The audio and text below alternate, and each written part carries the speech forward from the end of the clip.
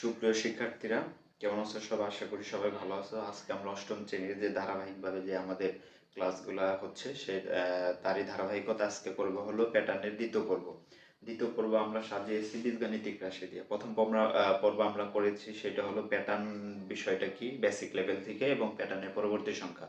আজকে শিখবো হলো একটা প্যাটার্ন বা একটা তালিকা কোন বীজগাণিতিক রাশিকে সমর্থন করে সেটা বের করার চেষ্টা করবো। দেখো, একটা কোশ্চেন আমি লিখে রাখছি এখানে, 3, 5, 7, 9 তালিকার কোন বীজগাণিতিক রাশিকে সমর্থন করে সেটা আমাদের বের করতে হবে। তাহলে এটা একটা তালিকা বা প্যাটার্ন দিয়ে আছে, এটা কোন বীজগাণিতিক রাশিকে সমর্থন করে সেটা আমরা কি করব, বের করব। ঠিক আছে?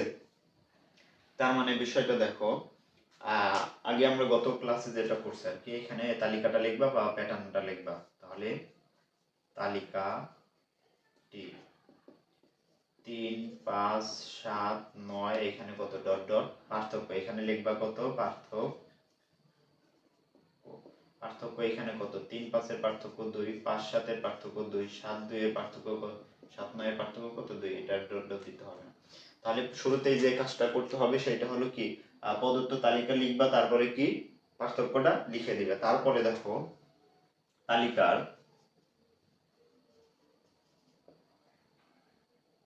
তালিকার প্রথম সংখ্যা, প্রথম সংখ্যা এখানে তালিকার প্রথম সংখ্যা কত, 3, লিখলাম 3।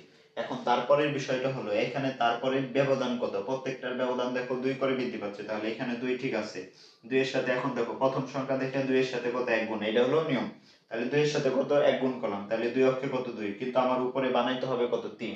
তাহলে 2 এর সাথে 1 যোগ করলে 3 হয়, এর জন্য যোগ। অনেক সময় তোমাদের কি এখানে বিয়োগও হতে পারে। তার মানে বিষয়টা কি, প্রথম সংখ্যাটা লেখার পর ব্যবধান যাই থাকুক সেটা এখানে লেখাই দিবা।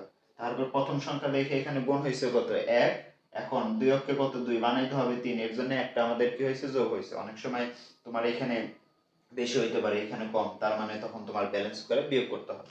অনুরূপভাবে দ্বিতীয় সংখ্যা, একটু যদি ঠান্ডা মাথায় চিন্তা করলে একদমই যে এটা দ্বিতীয় সংখ্যা, এখানে কত দিয়ে আছে 5। তাহলে এখন ব্যবধান কত 2, 2 এর সাথে এখন গুণ হইবে কত, দ্বিতীয় সংখ্যা থেকে 2 যোগ, যোগ কত 1, তৃতীয় সংখ্যা। আবার এখানে কত 7, তাহলে এখন ব্যবধানের সাথে তৃতীয় সংখ্যা থেকে 3 গুণ, যোগ কত 1, এটা এইভাবে যেতেই থাকবে। তারপরে আমি যদি সাইডে করি, এরকম করার পরে এখানে দেখো চতুর্থ সংখ্যা এখানে কত 9, তাহলে এখন কত হবে, চতুর্থ সংখ্যা থেকে ব্যবধানের সাথে কত গুণ, 4 গুণ, তার সাথে যোগ কত 1।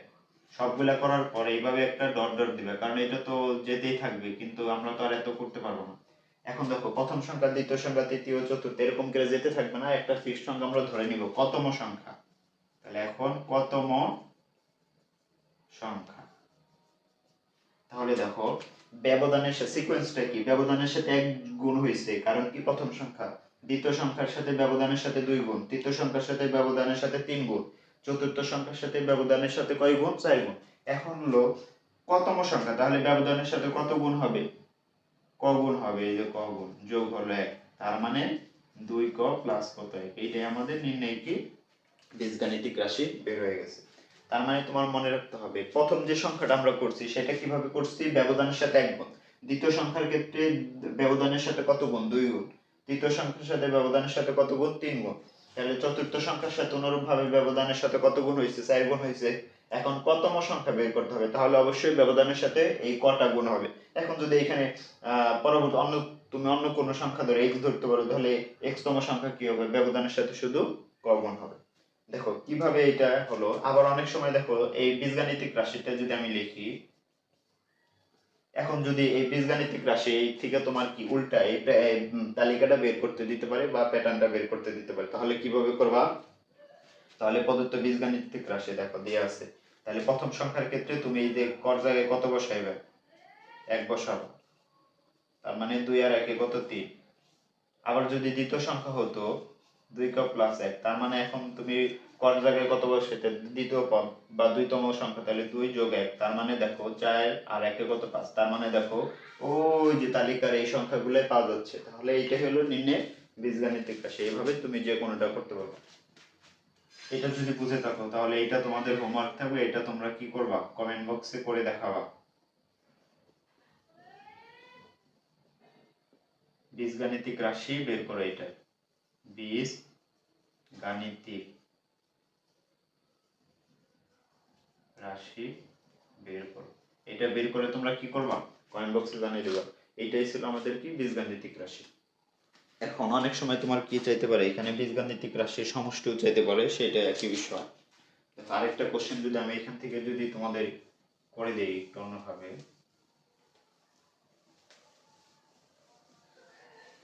প্রশ্নটা এইভাবে থাকতে পারে, যেমন এখানে বললো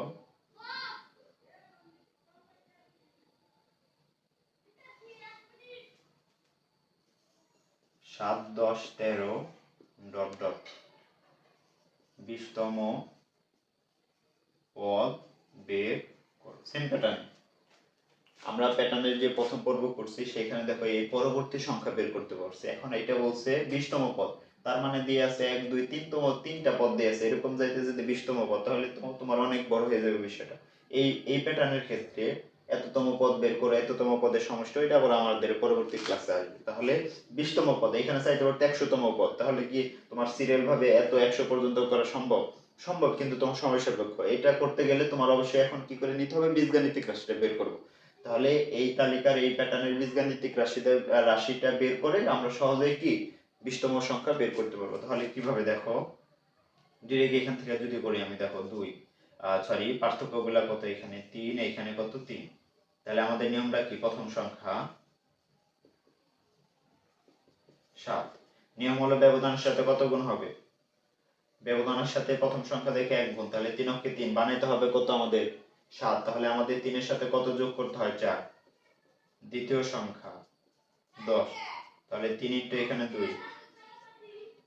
তৃতীয় সংখ্যার ক্ষেত্রে এখানে কত 13, তার মানে এখানে 3 ইন্টু এখন কত 3 যোগ কত 4, তার মানে 13, এইভাবে যেতে থাকবো।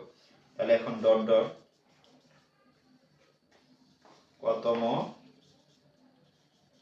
সংখ্যা, তাহলে এখন ব্যবধানের সাথে কত গুণ হবে, ক গুণ হবে, তার মানে ফাইনালি 3 ক প্লাস কত 4, এটা হলো আমাদের কত বীজগাণিতিক রাশি। এখন আমাদের বলছে কত 20তম পদ বের করতে হবে। সুতরাং 20তম পদ, 20তম পদ, তাহলে বীজগাণিতিক রাশিটা আমরা এখানে কত পেলাম, লিখবা 3 ক যোগ কত 4। 20তম পদ দেখে এখানে কত হবে, কর জায়গায় 20 হবে, তাহলে 3 ইন্টু কত 20 যোগ কত 4, তাহলে এখানে করলে কত হয় 60 যোগ 4, তার মানে এখানে কত 64, এটাই আমাদের 20তম পদ।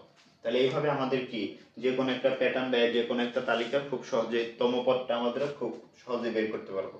এই ছিল আমাদের আজকের দ্বিতীয় পর্বের হলো বীজগাণিতিক রাশি সম্পর্কে আলোচনা। পরবর্তী আমরা যে পরের পাঠ করবো সেখানে আমরা বীজগাণিতিক রাশি থেকে সমষ্টি কিভাবে বের করতে হয় সেটা শিখবো। ধন্যবাদ সকলকে।